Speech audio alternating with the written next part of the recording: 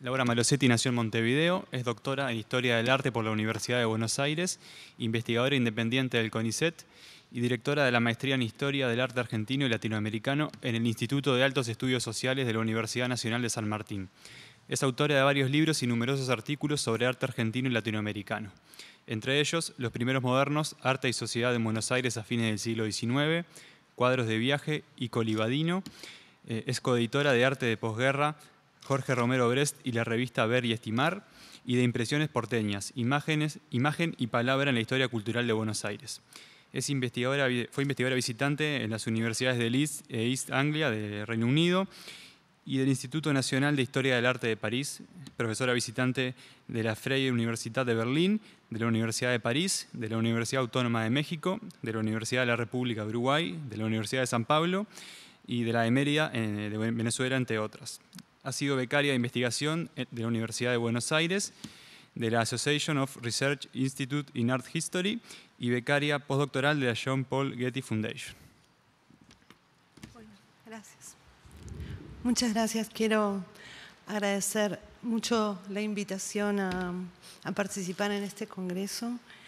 Y yo supongo que me han invitado porque trabajaba sobre el siglo XIX y trabajo, pero voy a proponer hoy una reflexión sobre esta ecuación que plantea este encuentro, que es fotografía e historia, sacándola del lugar más evidente, digamos, fotografía como fuente para la historia de eventos de un pasado más o menos remoto, para trabajar sobre la fotografía en relación con la historia contemporánea. En este sentido, mi presentación se vincula mucho, de algún modo, con las que vinieron antes, en el sentido de que trabaja sobre todo con retratos. Y quisiera anclar en los retratos una ecuación problemática y que tiene que ver con la historia, con la memoria y con el arte contemporáneo. Hoy es una cuestión bastante difundida o muy difundida en todas las sociedades que han sufrido genocidios o terrorismo de Estado, la preocupación por la construcción de lugares de memoria, de monumentos, pero sobre todo la construcción de pruebas acerca de crímenes que han pretendido ser ocultados y además la construcción de conciencia para el futuro. Y la fotografía tiene un lugar central en estos tres tipos de operaciones.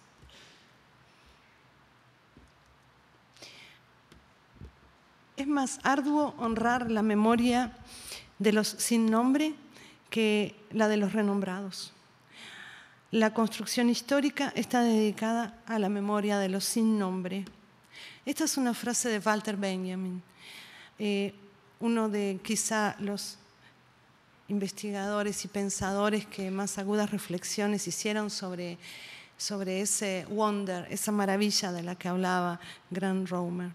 Esa frase está grabada en el gran vidrio que se emplazó en el monumento que se erigió a la memoria de Walter Benjamin en Port Bow, lugar de su suicidio cuando trataba de huir de la Europa nazi. Ese vidrio protege al visitante del abismo que se abre a sus pies al final de un largo y empinado túnel. Pasajes se llama el monumento. Con esta cita se abre un texto que dedicó Griselda Pollock, una historiadora de arte inglesa, a Leven of the Theatre, la serie de 759 pinturas autobiográficas realizadas por Charlotte Salomon en cautiverio entre 1940 y 1943, presentada en la Documenta 13 este año en Kassel. Salomon, dice Pollock, es una de las sin nombre. Fue asesinada en Auschwitz en 1943, tras permanecer en los campos de concentración franceses en Gurs desde 1940. Con otras mujeres, muchas de las cuales sí lograron escapar en la confusión que siguió a la invasión alemana. Aquellas que lograron escapar tenían nombres. Eran conocidas por sí mismas o por sus maridos, y encontraron un lugar en las listas de permisos de salida fraguados que hizo, por ejemplo, el Partido Comunista. Entre ellos estaba Hannah Arendt, que en ese momento solo fue conocida porque era la esposa de un dirigente.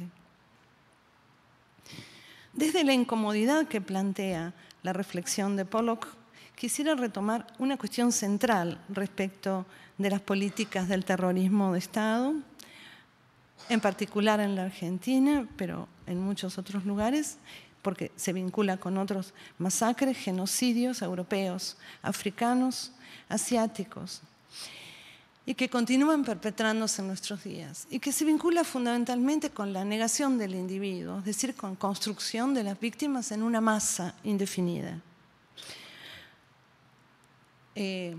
Una táctica del crimen organizado ha sido precisamente deshumanizar a las víctimas. Muchos de los señalamientos de las más logradas expresiones del arte contemporáneo trabajan apuntando precisamente a esto: el derecho universal a la identidad, al nombre y a la vida. Recuperar todos los nombres, todos los rostros, una utopía que apunta al futuro, pero a la vez trabaja junto a los testigos, a las víctimas, investigadores, antropólogos forenses, militantes, sobrevivientes, familiares. En este sentido, el retrato fotográfico aparece en la encrucijada, a menudo conflictiva, entre historia, memoria y arte.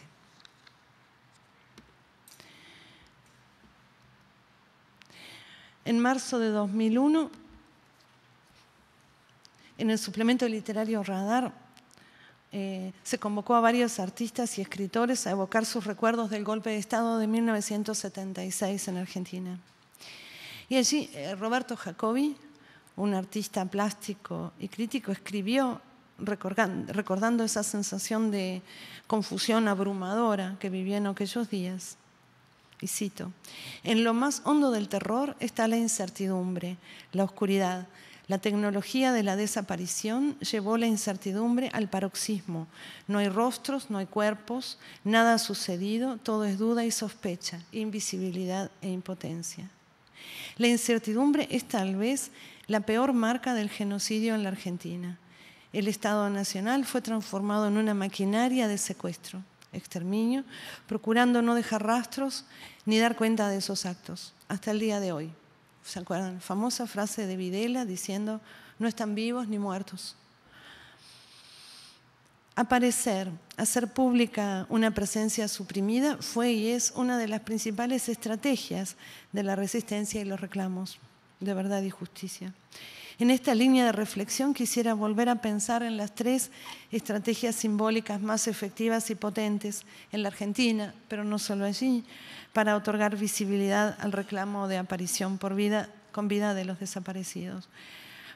Cada una de ellas apunta respectivamente a nombrar, a dar cuerpo y a poner rostro a cada desaparecido. La ausencia de los cuerpos no permite elaborar los rituales del duelo. Esto lo sabemos, se ha dicho muchas veces. Junto a la tecnología para destruir los cuerpos de los enemigos, las potencias de la guerra diseñaron placas indestructibles para identificar a sus soldados masacrados y construir algún grado de certeza para los familiares de los millones de muertos en las guerras modernas. Las prácticas del público que visita el memorial a los soldados norteamericanos muertos en Vietnam habla del trauma de la ausencia de cuerpos enterrados en fosas comunes, desaparecidos en una guerra ajena y lejana del otro lado del mundo. La virtud de este monumento ha sido contener todos los nombres inscriptos en la piedra, con un volumen que permite prácticas corporales vinculantes entre los cuerpos ausentes y los familiares. La presencia física de esos nombres habilita memorias a la vez públicas e íntimas del duelo. No están los cuerpos, pero en esa lista interminable de nombres se ofrece una certeza. El Estado asegura a las familias que esas personas murieron en Vietnam. Este modelo ha sido seguido por los monumentos a las víctimas del terrorismo de Estado en el Parque de la Memoria en Buenos Aires y ha sido en general adoptada por numerosos monumentos y memoriales contemporáneos. elaborados a partir de los nombres de las víctimas. El monumento de Buenos Aires tiene, sin embargo, características que lo distinguen, en tanto está imbricado en una búsqueda que no ha cesado y en un proceso judicial y político que está abierto. En primer lugar, es un muro de planta quebrada no continuo, y esto también lo tiene en común con otros monumentos de Holocausto, por ejemplo, el Museo Judío de Berlín. Esa forma quebrada desciende suave pero constantemente hacia el río y fue elegida para simbolizar las rupturas de la memoria en la Argentina y señalar el lugar en donde se supone estuvieron arrojados muchos cuerpos. Pero tiene además otra característica que es la inestabilidad. En el sitio de internet del Parque de la Memoria se convoca a aportar nuevos nombres y fechas para la base de datos que alimenta las columnas que están en el muro. Hay una ausencia de certezas que hace que el monumento deba ser inestable. Se hace necesario que se pueda agregar o quitar nombres. Así estos no están grabados en el muro, sino en placas móviles. Estas se encuentran organizadas por años y en cada fila hay espacio libre para agregar o quitar nombres. En el patio exterior del Museo de la Memoria de Rosario hay otro monumento que sigue esta tipología, Pilares de la Memoria. Es una obra de Dante Taparelli, que son rollos cilíndricos de bronce, que se despliegan en una fila que evoca las formas de la Torá, los brillos y los números de los antiguos ritos, y de este modo asocia la masacre argentina con la evocación de la Shoah. Los nombres están grabados en bronce y se requiere la intervención del visitante para hacerlos girar. También tienen espacio libre para agregar y quitar nombres. La segunda estrategia, de la que quiero referirme brevemente, producir extensión física para los ausentes, un cuerpo. Hizo su aparición mucho antes de que se pudiera imaginar que habría alguna vez un monumento. Ha mostrado una extraordinaria eficacia simbólica, a punto de tener hoy un carácter icónico. Esta es una foto de Juan Travnik. En la tercera marcha de la Resistencia, en septiembre de 1983, 3 artistas, Julio Flores, Quexel y Roberto Aguerreberry, acercaron esta propuesta a las madres y fue contundente, transformar las marchas en una usina de imágenes de los desaparecidos, producir siluetas sobre papeles, contorneando los cuerpos de los manifestantes y pegándolos en los muros. De ahí en más, las siluetas se han vuelto un símbolo, junto al pañuelo blanco de las madres y abuelas, de la lucha por los derechos humanos, no solo en la Argentina. Desde hace varios años, y mientras se discutía el destino de la ESMA, decenas y cientos de siluetas han permanecido sujetas a la verja perimetral como un recordatorio constante de las atrocidades cometidas allí. En un artículo reciente, José Emilio Burucúa y Nicolás Piakovsky proponen una reflexión original y de neto corte warburgiano respecto de la significación de las siluetas y la vinculan con las representaciones del trauma de las masacres en el siglo XX. Se remontan a las tradiciones antiguas, a textos e imágenes que refieren a la sombra y a la silueta en relación con el retorno de los muertos cuya vida no alcanzó la completud de su significado. Evidentemente, Cristo en Emaús está allí, pero también está la sombra del Penor, el remero de Odiseo que vuelve para exigirle ser enterrado de acuerdo a los ritos. Su alto impacto sigue encontrando interpretaciones y antecedentes, desde las siluetas policiales de las víctimas de los crímenes a la fuente reconocida por los artistas Auschwitz en los afiches de Jerzy Spassky. Las siluetas de la obra de Alfredo Yar en el Parque de la Memoria de Santiago de Chile apelan a este recurso multiplicador de las ausencias en el uso de las siluetas en una metáfora luminosa, añadiendo una dimensión física, óptica de la memoria retiniana para que estas imágenes persistan como fantasmas cuando tras un deslumbramiento inicial quedamos a oscuras. Pero quisiera hablar entonces de la tercera estrategia, y creo la más efectiva, que es la de los retratos. La fotografía, el retrato en particular, ocupa un lugar central en las 3 dimensiones antes apuntadas, como documento, como lugar de memoria y como artefacto estético a la vez.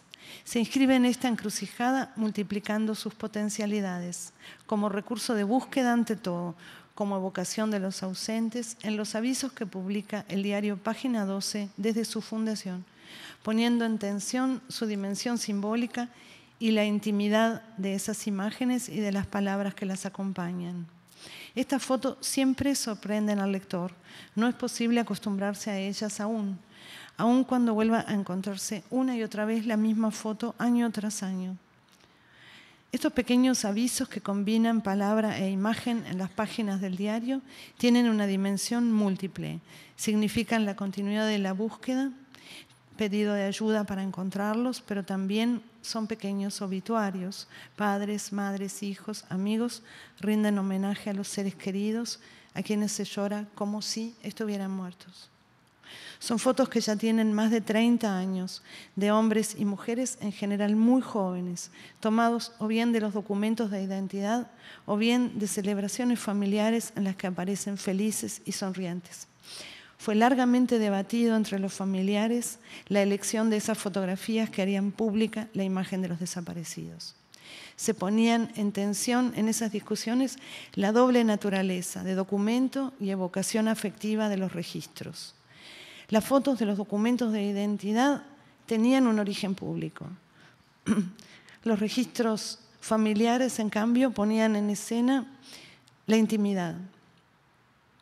En directa relación con su poder de impacto está la violencia de esa irrupción en la intimidad familiar interrumpida.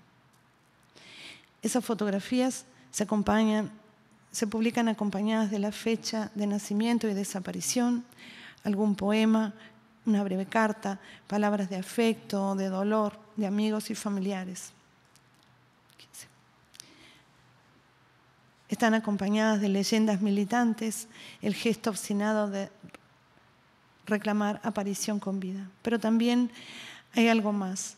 Encierran una pregunta vital que habla de la auténtica incertidumbre, que contra toda razón y los argumentos de la lógica sostienen muchos familiares en el amor de padres, hijos, hermanos. En esas fotografías los desaparecidos aparecen con sus rostros, sus cortes de pelo, sus ropas de otro tiempo. Interpelan al espectador con su mirada, a veces con su juventud, su familiaridad. Son la presencia más asidua de los desaparecidos en la calle. Más de una vez las marchas de la resistencia empapelaron las paredes de la ciudad con esos retratos. Los manifestantes han marchado con los retratos en pancartas, han cubierto con ellos los muros y sitios ocultos de detención, o bien han cubierto sus propios cuerpos. Siempre son fotos en blanco y negro, siempre un poco borrosas, pero inconfundibles, siempre identificables con sus nombres y sus fechas. Las fotografías de los desaparecidos tienen un carácter complejo. Representan, sí, como se ha señalado tantas veces, tiempo congelado, nostalgia. Fotografía como arte elegíaco, diría Susan Sontag. Todas las fotografías son un memento mori, dice ella, pero estas también son imágenes de la incertidumbre y de esperanza, de búsqueda. Y cito, ¿no? Si lo has visto en algún centro de detención, si tienes algún dato del paradero, por favor comunícate con su familia. Se lee al pie de muchas de estas fotos. Estas fotos perturbadoras detienen el tiempo antes del horror. Muchas veces me he detenido a buscar en esos rostros algún indicio de lo que ocurriría después. Algunos de ellos muestran una expresión desafiante, otros la dureza del registro policial, pero fue porque fueron tomadas de su documento. La imagen fotográfica ha puesto en debate los límites de la representación del horror, pero el retrato, aún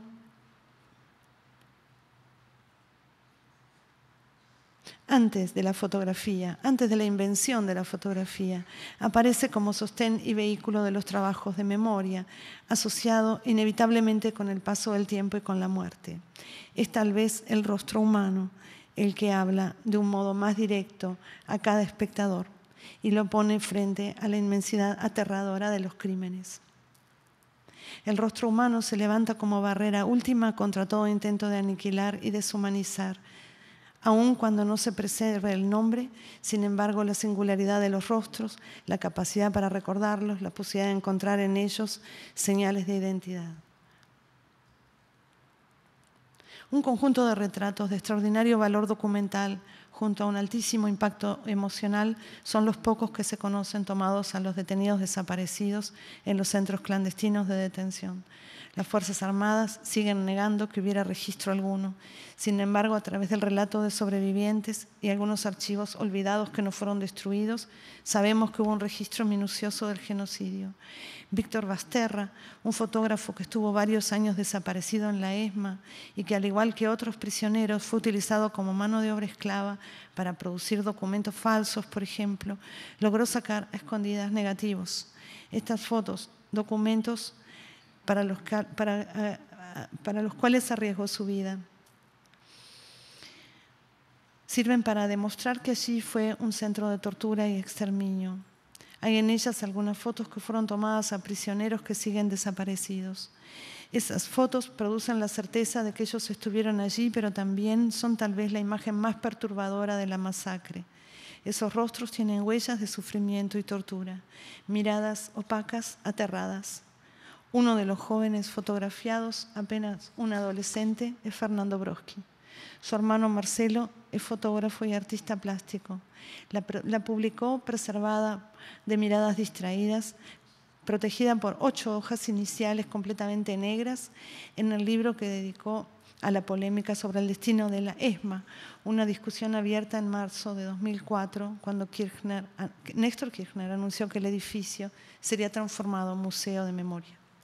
Frágiles y móviles lugares atravesados por el imperativo de la búsqueda, tanto de información como de justicia.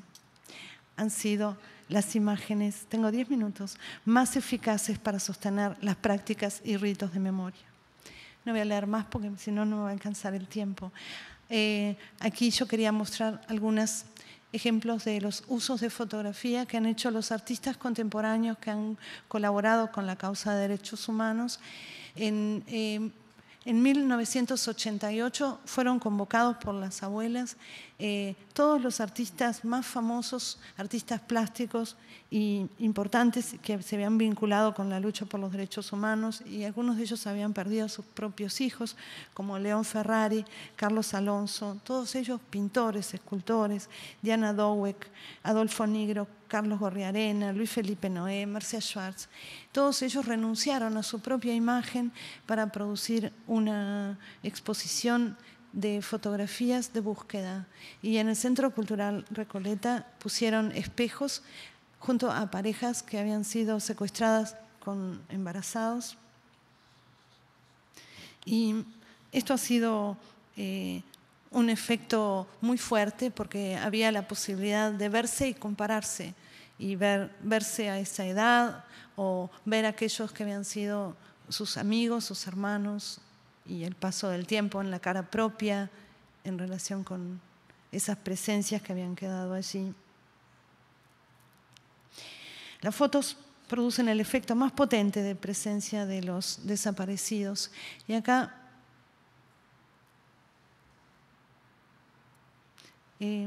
estas son todas fotos de esa exposición del Centro Recoleta. Quisiera terminar con una serie de fotografías que realizó el artista Gustavo Germano entre 2006 y 2007. Una serie de dípticos fotográficos. Para la investigación que los llevó a esta realización contó con la colaboración del Registro Único de Verdad y Justicia de Entre Ríos, de su ciudad natal, la agrupación Hijos de Paraná, Entre Ríos, y la Asociación de Familiares y Amigos de Desaparecidos, Detenidos Desaparecidos de Entre Ríos.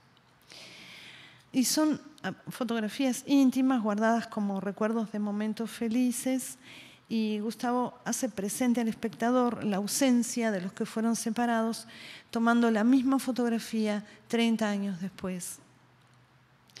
Y hay en esos objetos algo que está en la misma base del dispositivo fotográfico. Realmente el recurso es muy simple y eficaz, y el efecto es devastador. Es la historia en relación con el tiempo y con la muerte. Los epígrafes son muy lacónicos. Cada foto tiene los nombres de quienes aparecen en ella y un punto refiere a los que no están. Tal vez ese punto, fuera de lo representado, punto de tensión entre ambas imágenes, pueda pensarse como una cita bartesiana. Ese punto, el punto ciego, inefable, que condensa la intensidad del tiempo y de la muerte. Esto ha sido, y evoca la mirada en la memoria. Y también está allí, en el origen mismo de la serie, la intimidad del artista, en un autorretrato donde falta el hermano desaparecido. Por último, quiero referir a una exposición de Daniel García en el Centro Cultural de la Memoria Haroldo Conti, en la EXMA, que se llama Nachleben, la imagen superviviente, una cita de Barbour, en donde pone en entredicho la posibilidad del rostro de sostener la memoria y sobre todo el rostro como reproducible, y él trabaja con muchas fotografías produciendo imágenes que tienen el aspecto de retratos hablados y contraponiéndolo con dentaduras, es decir, esta tensión entre memoria e historia y la imagen forense como elemento de prueba muchísimo más preciso y eficaz a la hora de construir certezas. Bien. Solamente quisiera cerrar esto diciendo que quisiera pensar esta historia reciente desde la historia de mentalidades y estos trabajos de memoria en relación con la historia de la gente común, de los sin nombre, esto que encaró la historiografía francesa después de la Segunda Guerra, llegamos bien, y que tiene que ver con los cambios en las mentalidades. Hábitos mentales, formas de pensar y de sentir, de usar el cuerpo, de los individuos comunes, de los sin nombre, son el motor más lento de la historia y, sin embargo, el lugar de sus transformaciones más profundas. Esa inercia está en lo que Norbert Elias llamó el proceso de civilización. Parecería que hoy esas mentalidades experimentan cambios a un ritmo más veloz precisamente debido a la circulación de la imagen, la inmediatez de las comunicaciones, la proliferación de información en Internet. Parecería entonces que los umbrales de violencia, nuestros umbrales de tolerancia a la violencia, al dolor, al miedo, en estas sociedades hubiera retrocedido en estos 40 años. Ojalá, o tal vez esto es una ilusión. Pero bueno, tal vez el mayor desafío de esos usos de la fotografía sea precisamente este, ¿no? Iluminar, conmemorar, educar a las generaciones futuras. Esto es algo en lo que está embarcado el arte contemporáneo para que ese umbral de tolerancia a la violencia de Estado siga retrocediendo. Nada más.